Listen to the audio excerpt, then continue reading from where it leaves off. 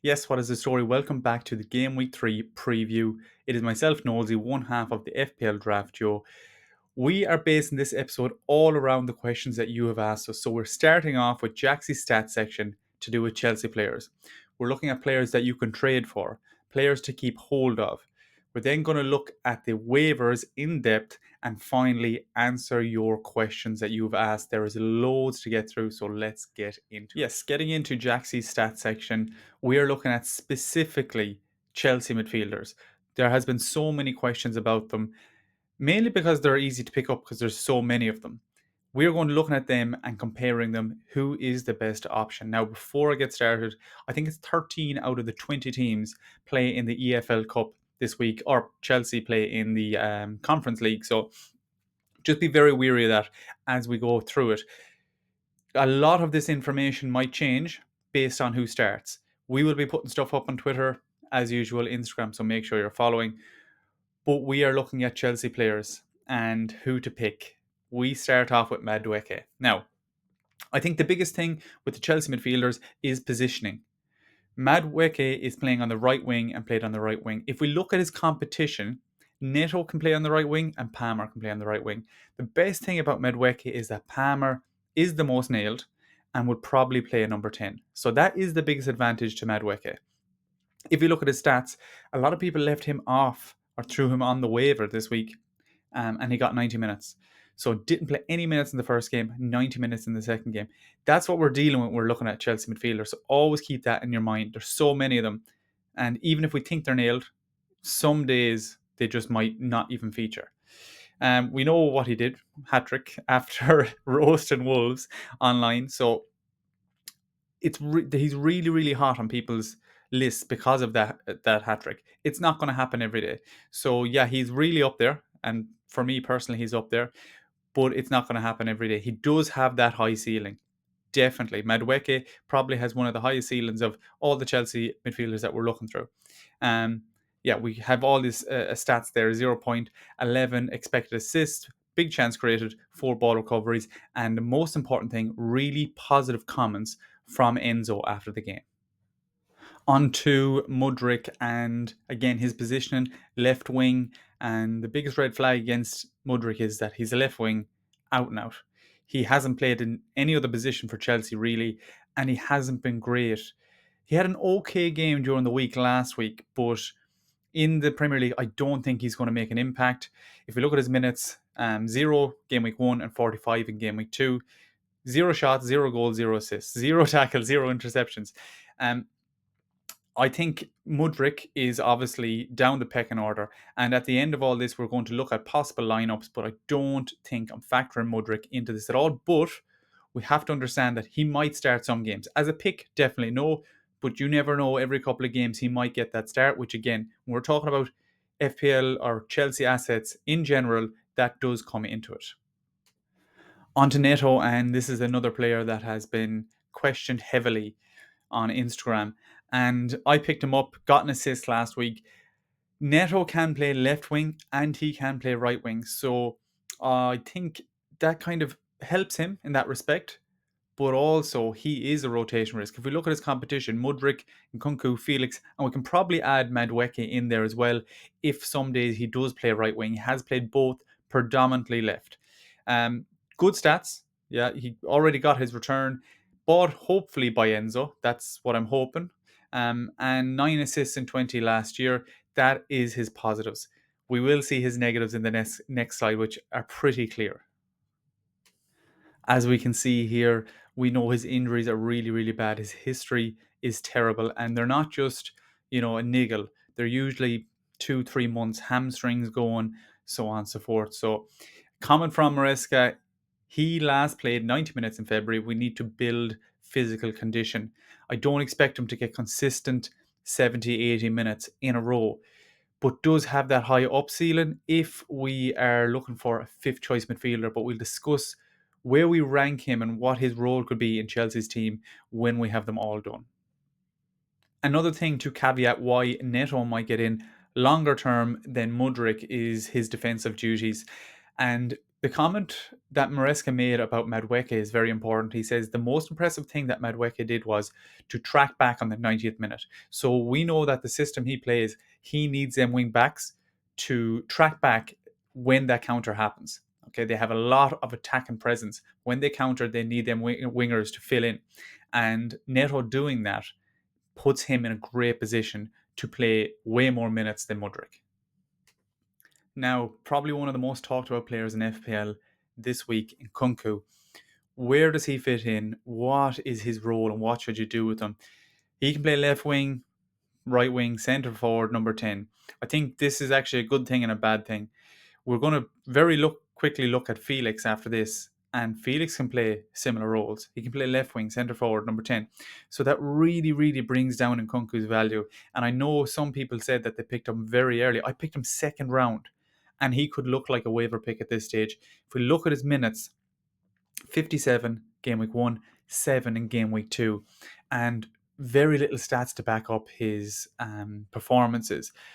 We will talk about what to do with him later on, but when we look at him as an FPL asset now, especially after looking at all the players previously, he's really, really gone down. I don't think you should give up hope. I think there still is a place for Nkunku. It just might be very different to what we thought it might be at the start of the season. Next up is Felix, and although he wasn't in the game in time for the waivers last week, now could be a time to look at him. He can play central. He can play on the left. Again, things that help Madueke is that Felix rarely plays on the right hand side. So again, we're looking at maybe a central position, number 10, if Palmer plays right side, up top, or left wing. I think he could be brought in for that kind of striker role, but Chelsea are looking at Tony. So all of this, if you learn nothing, it's that Chelsea have a crazy amount of rotation, as if you didn't know that already. I think 11 players played in midfield for Chelsea in the first 2 game weeks. So this all has to be thought about when we're ranking midfielders or ranking waivers to pick. Felix came on, banged a goal, 0.2 xG, 2 shots, 1 on target, and had 18 touches in 22 minutes. I still think he is going to be a really nice pickup, even if there's going to be rotation. So we're going to look at where we'll rank him in the waiver section. So let's have a look at the prime players for Chelsea's attack. On the right side, and one of the better options is Madueke, mainly because of his positioning and obviously his recent performances. Cole Palmer, absolutely nailed, but not 100% nailed. I think he is, but anything can happen in this Chelsea team. We haven't mentioned Drewsbury Hall. We haven't mentioned Enzo going slightly advanced. So take every bit of this with a pinch of salt. We have to really, really be careful with who we pick and who we put investment into, because there is just so many options. And Nkunku, really, really disappointing so far, but still might have a place. And because he's versatile, might benefit him. Neto, left wing, looks like predominantly. And Jackson and Felix up top, with possibly another striker coming into the frame. Felix can play numerous positions, but this is probably the top 6 at the minute. Looking at some trading options now, and a lot of these have a common theme, and that is just underperformers. Eze, I traded for Eze this week, and a lot of managers are getting sick, and I always think normal fantasy has a big part to play in it. Players dropping in prices, so on and so forth. If we look at Eze's stats, they're really, really good. 0.22 expected assists, 2 key passes, 0.86 expected goals, 6 shots per game, 2 on target, and a big chance missed. Also, he essentially should have scored a free kick. So, Eze, right now, people are getting so sick of him. I will be looking to trade for Eze for a player that maybe, did well in the first game week or two. You don't think is going to match Eze for the rest of the season. People might disagree. I traded Madison. And I think that also comes into it that I love owning Eze. I know it can be frustrating at times, but based on his stats, Palace actually have been very unlucky to not win a game yet. So I think they will improve. If people are getting sick of Eze, I would look to get him in. Another player that should have banged is Bruno Fernandes. If we look at his stats, he is massively underperforming. And I think slight changes could totally change the narrative of this guy. He has 1.26 expected goals, 0.76 expected assists. So based on the stats, he should have 2 returns already. Game week 1, he could have banged 2 goals. Game week 2, he should have had an assist only for Xerxes' knee. Getting 3.5 shots per game, 1.5 on target. As I said, 2 big chances missed. Key passes 1.5 and big chances created 1. If all else fails, he has penalties, as does SA. I think if people are getting fed up with Bruno, now is a great time to take him off their hands. They play Liverpool game week 3, so now could be a prime time when they see that fixture. After that, he plays Southampton, and hopefully he will get his season up and running game week 4. Another last up is Wissa. Now, there's definitely way more players that I'd like to trade for. I just think these are really good value at the minute, especially because Brentford have 2 very tough fixtures coming up in game week 4 and 5, Man City and Spurs. But after that, they have some decent fixtures. Southampton next week. After the 2 tough fixtures, West Ham, Wolves, they play Ipswich, they play Bournemouth. So I think Wissa will be the focal point for Brentford. Tony is essentially going, he's linked with everywhere. If it's not Saudi, it's Chelsea or whoever. So Wissa up top as the main man for Brentford. And they didn't look too bad. I know the stats didn't look great for them against Liverpool, but they did play well. And Wissa on the break, I really, really like him as an FPL pick. He's always slightly undervalued and his finishing is actually very, very good. I'd definitely be looking to upgrade or maybe give away a player that seems like a big player for Wissa just to get him into your team. And I suppose you could put these players into the same category as trades. These are players that I would not lose hope on. Ollie Watkins has, I think it was 0.86 in the last game, expected goals, missed 2 massive chances. I think if people are getting fed up with him, absolutely no problem. I'd love him in my team. Villa have a serious run of fixtures over the next 4, over the next 10. Villa, I think, will pick up some great wins. Now, don't be surprised if he's possibly benched the next game, but I still think over the long term, Watkins will come good. Very low on confidence right now, but yeah, I think he's still going to get 15, maybe 20 goals this season. And if people are getting sick, no problem, take him off their hands.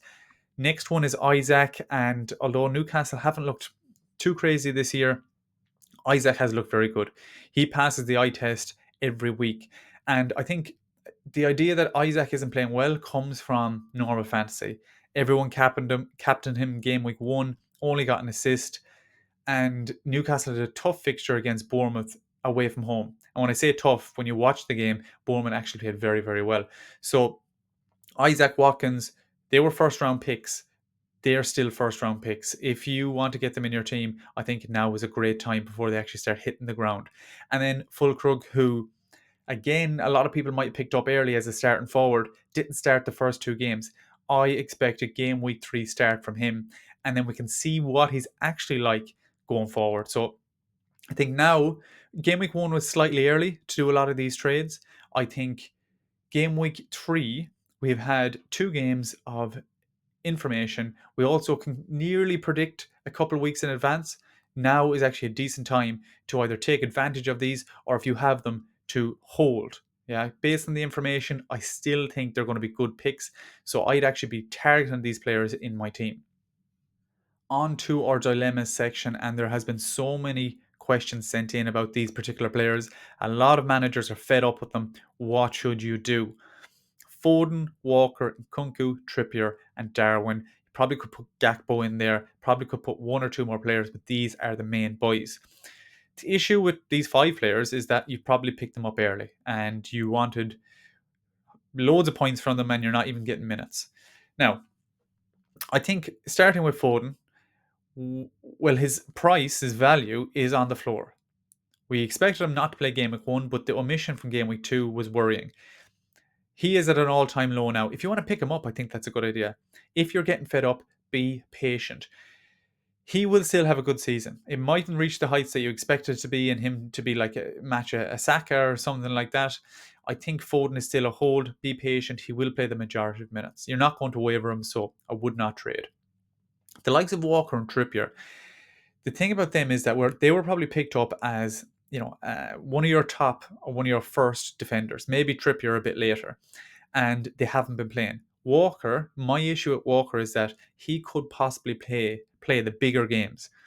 Um, that wouldn't be good for me. I think if he starts like the majority of bigger games as a right back, defensive right back, whereas Rico Lewis plays in the games where they want to hold possession, which is the majority of them, I don't rate Walker as much, and he definitely could be a waiver. But I think wait one more week. So much will change from now until game week 3 because we have transfer deadlines, we have cups. So I think holding on to these players for one more week is worth it. Now, if you own more than one, I think one has to go. If you own Nkunku and Trippier and Walker, you definitely have to make a decision on a couple of them. Nkunku, I think, still could be worth a hold. If you trade him, he's at an all-time low. You're not getting much for him. Waiver is probably one of your best options if you really want to get rid. I like to put players in the waiver so they don't do well for other players. I think Nkunku still has a chance, but as I said, you can only afford to probably have one of these in your team, apart from Foden. Nkunku, Trippier, Darwin, I think, this week is their last chance. Trippier did come on against Bournemouth, and if he kind of stays, he has a chance of getting back in there. I still don't think he's ever going to reach the heights that he can and has done. He could be a drop, but I suppose we have to wait and see one more week. Whereas Darwin, I think, could be a drop full stop because he's not getting in there. Jota and Luis Diaz and Salah are playing amazing. Slot is not going to change that anytime soon, and if he does, it's not going to be permanent. So if there is a good striker on your waiver, it might have to be done. I know it's not nice. Again, a lot of these players are probably picked up relatively early, but we have to make these hard decisions. We can't hold on to these dead assets for too long. So to finish, Walker, possibly one more week, and after that, he could be a waiver. Nkunku, give him a chance, but again, he's not going to reach the heights. Okay, he might be essentially a third or fourth choice midfielder now. Trippier, it's one more week or done, and Darwin could be in the bin already. So I think patience for one more week is probably the thing. But if you have more than one, I think you have to start making decisions and start dumping a couple of these. On to the all important waiver section of the podcast. Looking at 3 options here for 1 week punts, possibly more.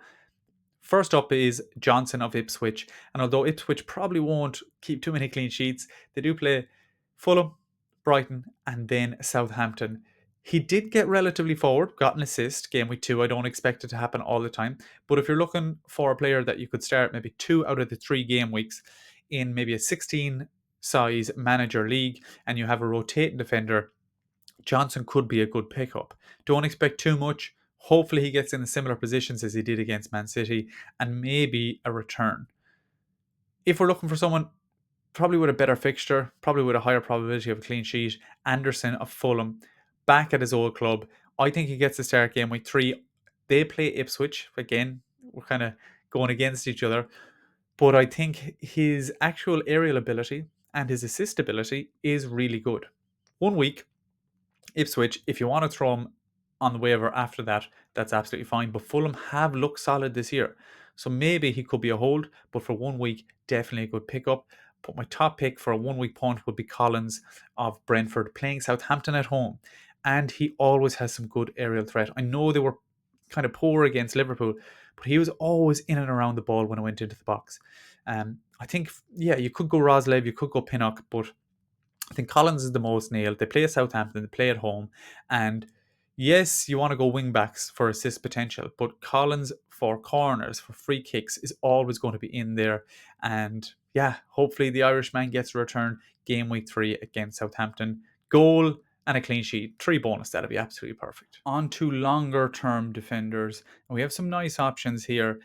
For me, the top pick going forward is Matson. And I think that's because he's going to start game week 3. Digne got the 2 starts in game week 1 and 2. Matson has come on for him. I think he gets to start game week 3.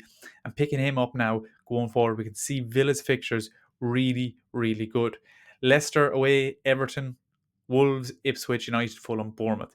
So, yeah, it mightn't be the best set for keeping clean sheets. I expect them to keep 2 or 3 minimum in that run, but we know his attacking capabilities. I think if people see he didn't start game week 1 and 2, could be a good potential trade. If he's on the waiver, I'd definitely be targeting him. Now, up next, we have two very good defenders who obviously play for one of the best defenses in the league. It's just game time. Timber and Calafiori, we just don't know when they're going to start. Yes, they both got minutes, and yeah, if you want to take a chance on one, I think your team needs to be set up well. If I had to choose, I think I might go Timber just because he does have the potential. They both have the potential to play centre back and left back. So it is going to be hard. I don't think they're ever going to nail down consistent positions. We know Arsenal have so many options there now. They're turning into City with the amount of rotation that they can do, as well as Zinchenko play left back and invert. I don't know who I'd go for here. I don't know how much I like going for these players. I definitely think one of them is going to be value. Maybe you get one in as a fifth choice midfielder, and let's say go Timber. Okay, Timber because he can play centre back and left back, but so can Calafiori. So, yeah, take your pick. Get one in. You definitely have to have space for them because they won't start every day.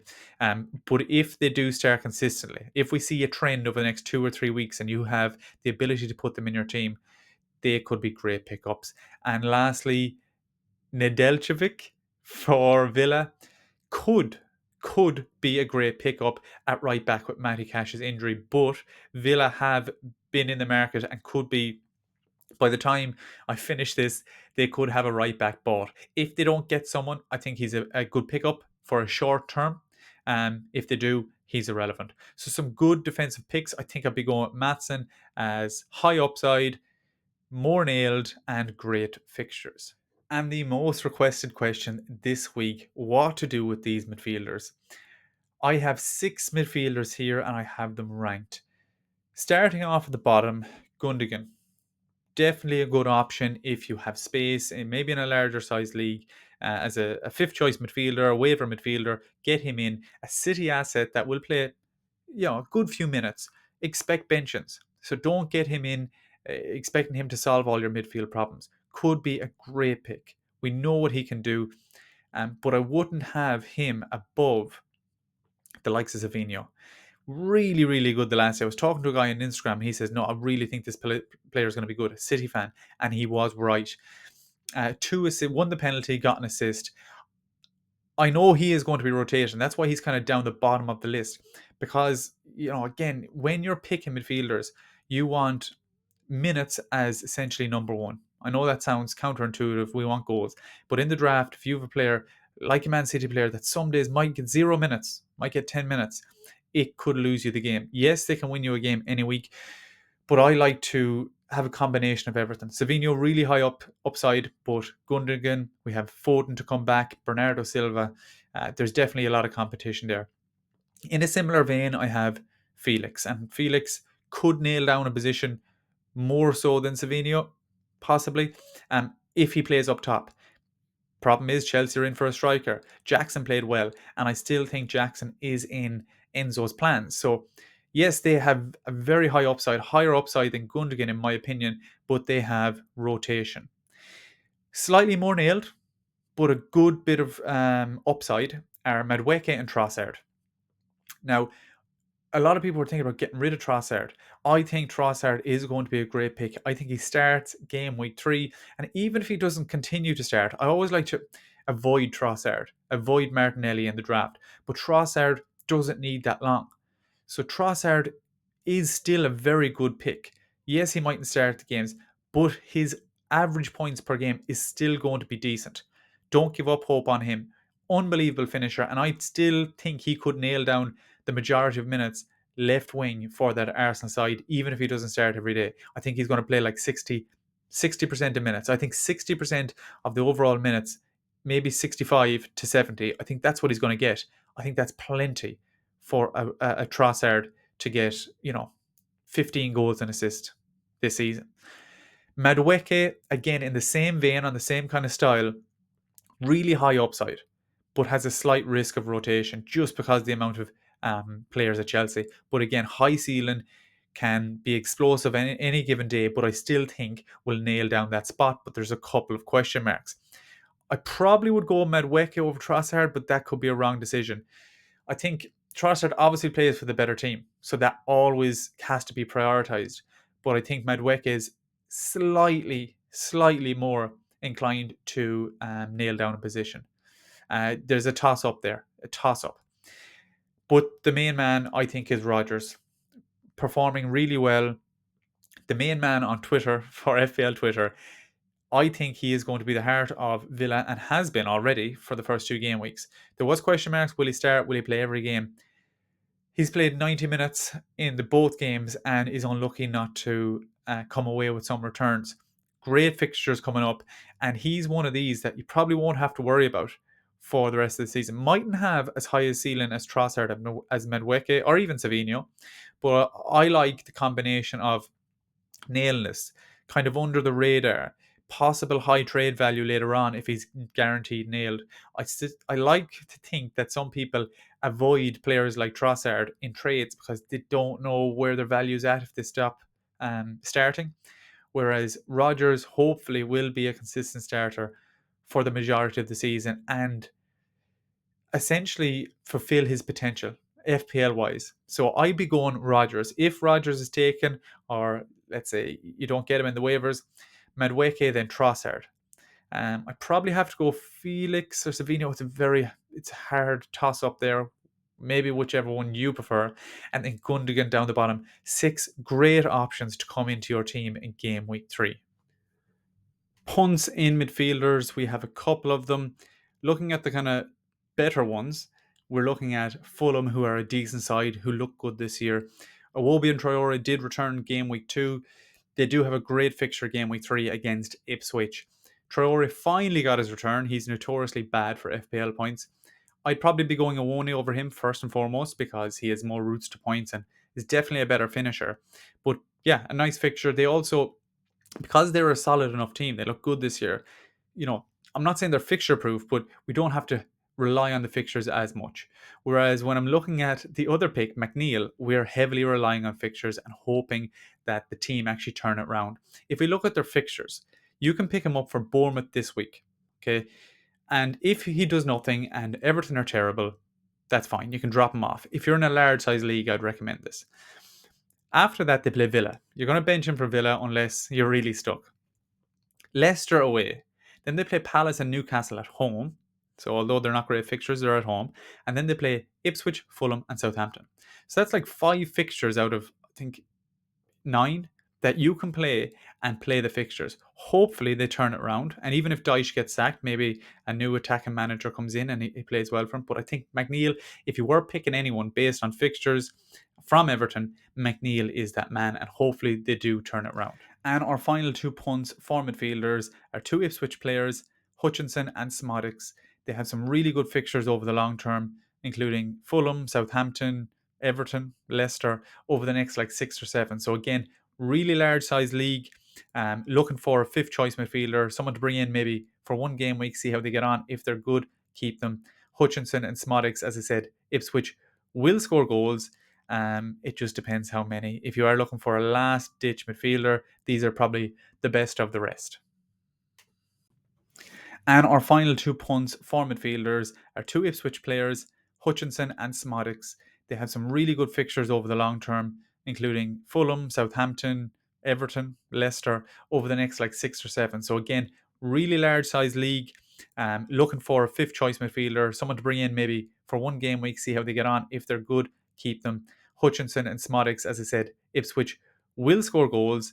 It just depends how many. If you are looking for a last ditch midfielder, these are probably the best of the rest. Okay, instead of looking at forwards, I'm going to look at a list, and these are ranked as I have them on my watch list. Starting at the bottom, we have Broja, and these are probably players that might be on the waiver, could get in depending on your league. I know they're all pretty low level, but if you are looking to waiver some out, some strikers out, these could replace them. Broja apparently on the move, but again, we don't know. By the time this is out, of the time waivers come around, we could know more, and that might change this list, especially Broja knocking up the list.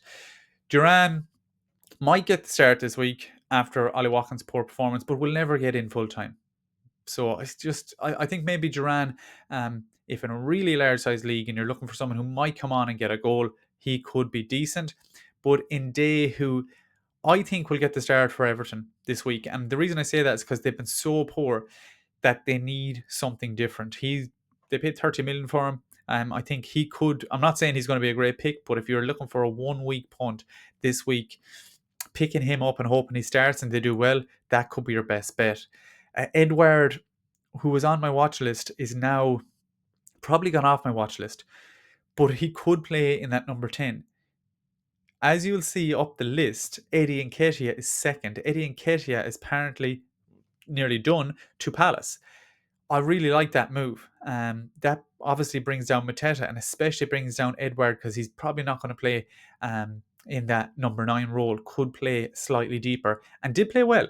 Got the start in game week 2. So Edward, bring him in as someone who could play a nice few minutes here and there. Okay, but not going to reach that height if he's not playing up top.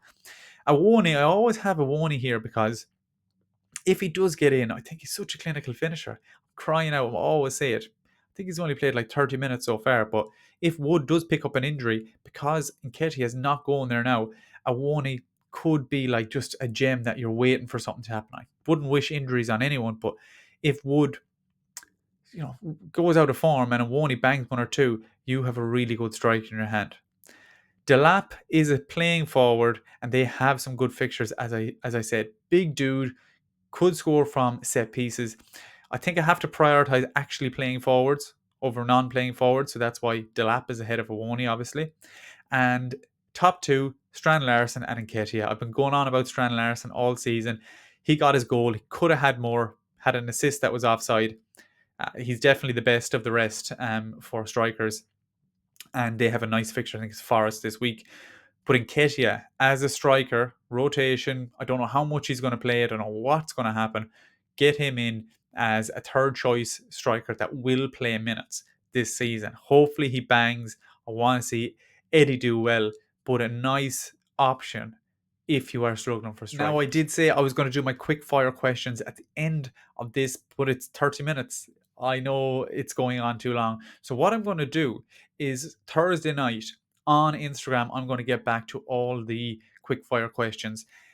And we actually might have a better lay of the land because of all of these EFL matches could be complete, transfers, so on and so forth. So tune in Thursday night, pre-waivers, and we're going to go through all the questions.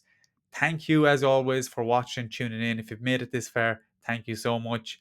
As always, also all social medias, if you can, follow, like, subscribe, all that crack. FPL Draft Yo out. Boom.